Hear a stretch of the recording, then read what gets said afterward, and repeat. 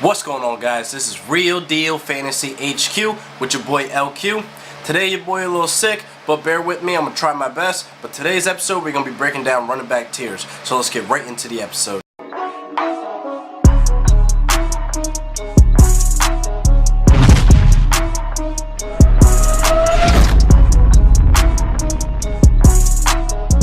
First up, we're going to be talking about Tier 1 running backs. You got Todd Gurley, Le'Veon Bell, David Johnson, and Zeke.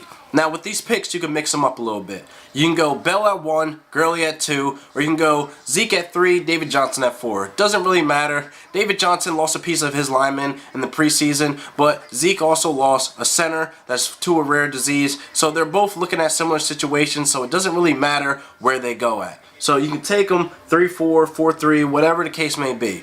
So with that being said, there's really no surprise here with this Tier 1 list, so let's move on. Now we got the Tier 2 running backs. You got Alvin Kamara, Saquon Barkley, Melvin Gordon, Kareem Hunt, Dalvin Cook, and Leonard Fournette.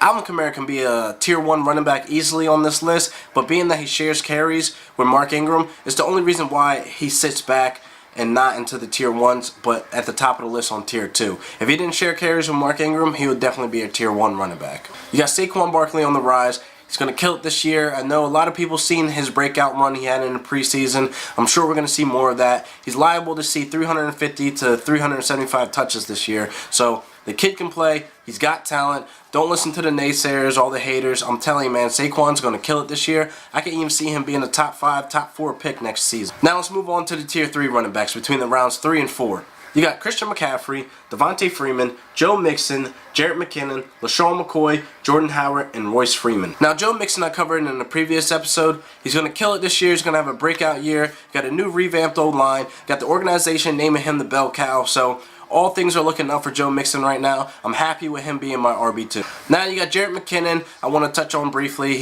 I'm also still high on him, even with the 49ers bringing in Alfred Morris. I mean, it's kind of disrespectful, them bringing in another running back. It's like showing that they don't really believe in him, but I'm still high on him because they paid him big money to be the starter there. So I'm pretty sure he's going to still see a high volume of targets. So I'm all in on Jerick McKinnon. Now, there's some red flags that we need to speak about on LaShawn McCoy. Right now, I'm not happy taking him in the 4th round with my RB1 status on him. I mean, there's too many red flags. He's playing behind the 3rd worst O-line this year. He's 30, so that's usually the year for a decline for running backs. And I'm just not all in on McCoy this year. I'm pretty sure you heard about him being accused of domestic violence and being accused of robbery with his ex-girlfriend. But he could be facing a lengthy suspension, so this could be potentially his last year being an RB1, so I'll let somebody else take that risk. And him facing possibly a suspension, I'm not okay with that. So I'm going to pass up on McCoy. I'll let somebody else take that chance and move on to a better running back. Royce Freeman, he is really impressive, people. I had him ranked lower. Now he's jumping up in the rankings on people's lists because of his preseason performance. He's going to kill it this year. I'm happy taking him with my flex or even an RB2. Denver's going to use and abuse him, people. And Devontae Booker, I don't see him getting the job done. So Royce Freeman, I'm very high on this year. Now we got the Tier 4 running backs between the rounds 5 and 6. Now we got Alex Collins, Mark Ingram, Jay Ajayi, Kenyon Drake, and Derrick Henry. Now, Jay Ajayi, he is going to be a nightmare, people. He was a nightmare last year. He only had 1 rushing touchdown last year, and he had no touches on the goal line. So that's not good signs for any type of growth and production, and him being traded to the Eagles mid-season shows me everything about this guy. He's not consistent. He's very overvalued. He's RB20 right now. I'm not taking him at all. I'm avoiding him at all costs because I'm not happy about taking him and him being my RB2 when he's not consistent, people. No snaps on the goal line is like crazy to me.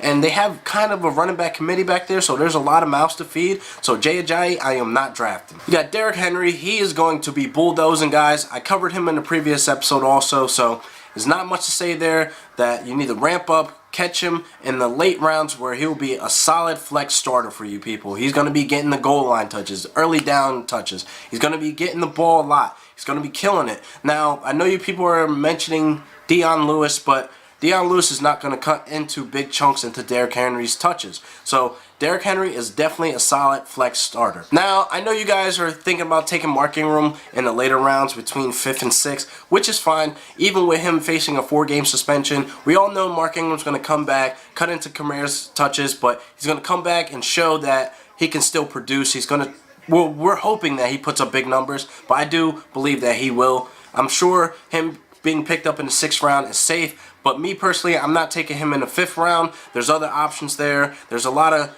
other running backs you could take instead of him in the 5th round, but me personally, I'll take him on the back end of the 6th if I can. If he's still there and available, I'm definitely going to grab him. Now you can see I had Royce Freeman in the tier 5 running backs before preseason ranking, so obviously he jumped up some ranks, 2 ranks and 2 tiers, so it's very understandable why, because he's been impressing week in and week out through the preseason, and I'm hoping he can still take that job and run away with it during the regular season. So with the tier 5 running backs, we got Dion Lewis, Rex Burkhead, Sony Michel, Marlon Mack, Tariq Cohen, Talvin Coleman, and Marshawn Lynch. Now Marshawn Lynch, you could take him in the 6th and 7th round. Doesn't really matter. It looks like he's taking this season pretty much serious. He's cutting weight. Looked like he had a great run in the preseason that got called back for like 56 yards. So it looks like he could still be a solid flex player. Now with the New England's backfield, I'm not really sold on.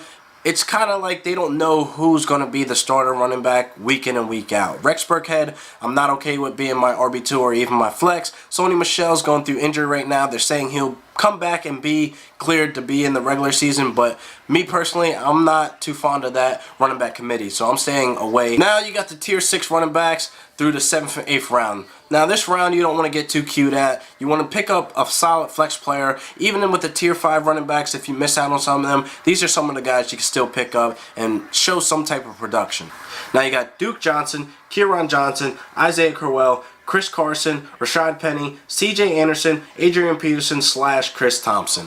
With the Redskins adding AP to their offense is amazing. Now AP showed that he could still run the ball. He's running angry, showing that age is just a number, but I'm not guns blazing on AP just yet, so I'm picking him up later in the 8th round, maybe if you can, if he's still there, if nobody reached on him because they're so impressed after one game. I need to see that he can do this in the regular season. I need to see he can take the starting job, take this opportunity, make some touchdowns, and run away with this job. I know it's clear cut that he's going to be the guy there. He's the real deal, but I'm just pumping my brakes. I need to see more. I'm just not wowed yet. I'm impressed, but I'm not wowed where I can grab him in the earlier rounds. I have guys telling me they're grabbing him in the 5th, maybe even in the 5th round, 5th or 6th round. It's just not reality to me to be grabbing him that high. So the 8th round is where I'm grabbing AP. I hope you guys understand that it's just a preseason game. I expect him to be running this angry against guys that are 2nd and 3rd string. I need to see him do this with the big dogs. I need to see him do this week after week. So I'm not too high on AP just yet. So grabbing him in the 8th round. 8th round is safe with me and safe for you. Now Duke Johnson, he's probably going to see a ton of targets lost this season, being that there's so many mouths to feed. You got Nick Chubb they got in the draft, and they got Carlos Hyde in free agency, and they got Josh Gordon on one side, you got Jarvis Landry on the other side. There's just too many mouths to feed. You got a quarterback in Tyrod, he looks mobile. I'm not taking his injury too serious right now with his left hand. This is non-thrown hand, so I'm not too worried about that either. So there's a lot of things going on in that backfield that I'm not comfortable with. Just like New England's backfield, I'm going to pass on. So Duke Johnson, probably don't want to pick him up, being that he's going to see a lot of targets drop off this season. Kieran Johnson's my sleeper. I covered him in a previous episode also, but he's going to be the guy for the Lions. They're going to try to work Theo Riddick in. Amir Abdullah has been disappointing for the last 2 seasons, so I'm not worried about him. And I do understand they grabbed LeGarrette Blount in the offseason, but Kieran Johnson's going to take this job and run away with it. He is definitely my sleeper to pick up in the 7th round. So this wraps up the episode. I want to thank you guys for liking and subscribe with me, bearing with me through my sickness right now. I want you guys to leave a comment below on topics I should cover in the next episode. So I want to thank you guys for coming through. See you next week for episode 5. Peace!